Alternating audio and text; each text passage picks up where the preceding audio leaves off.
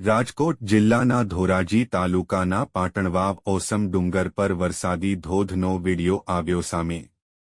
ધોરાજીના પાટણવાવ ઓસમ ડુંગર અને ટપકેશ્વર મહાદેવ મંદિર ઉપર આવેલ ડુંગર પરથી કુદરતી રીતે વરસતો ધોધ વહેતો હોય તેવા અદ્ભુત દૃશ્યો જોવા મળ્યા। પાટણવાવ ઓસમ ડુંગર પર્યટકો માટે અનેરો અને રમણીય સ્થળ છે, ત્યારે બહાર ગામથી આવતા પર્યટકોમાં આનંદ જોવા મળેલ। સોળે કળાએ ખીલી ઉઠેલ આ પાટણવાવના ડુંગર ઉપરથી ધોધ વહેતો હોય તે જોવો એ પણ એક લ્હાવો ગણાય છે। અહેવાલ વિપુલ ધામેચા, ધોરાજી।